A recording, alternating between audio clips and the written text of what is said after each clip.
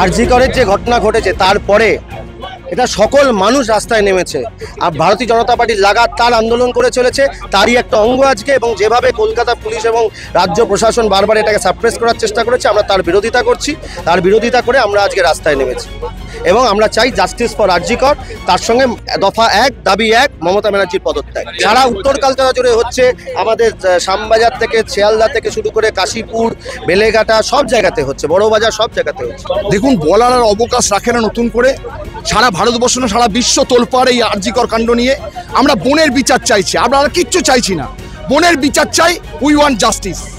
যে দোষী তাকে উপযুক্ত শাস্তি দেওয়া হোক, মহামান্য আদালতের কাছে করজোড়ে অনুরোধ একজন দাদা হয়ে। এর থেকে বেশি কিছু বলবো না। তাই আমাদের পথ অবরোধ চলছে, ওই একই কারণে ধর্ণা চলছে, একই কারণে অবস্থান বিক্ষোভ চলছে।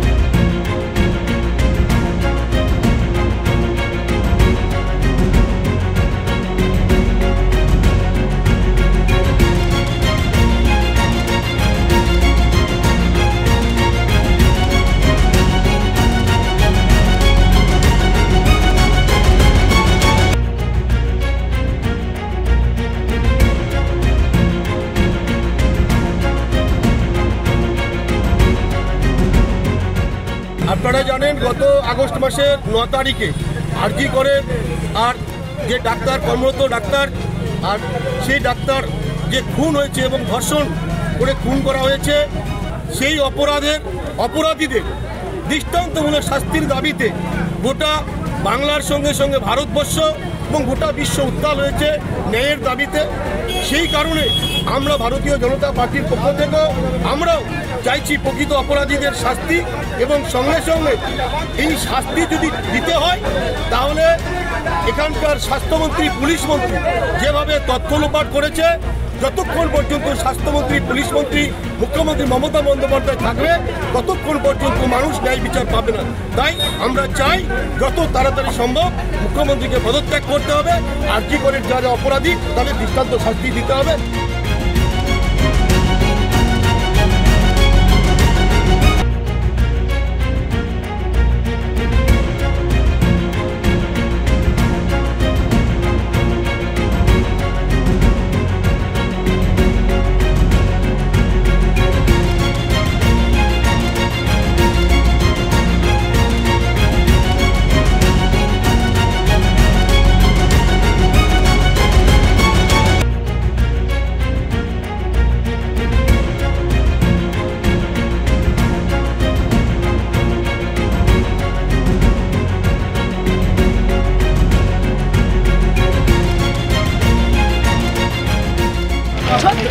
ডিউটি শেষে একটু বিশ্রাম নিচ্ছিল, সেই সময় নরপশুরা তাকে নির্মমভাবে ধর্ষণ করে হত্যা করেছে এবং প্রশাসন সমস্ত তথ্য প্রমাণ লোপাট করার জন্য যা যা করার দরকার সমস্ত কিছু করেছে।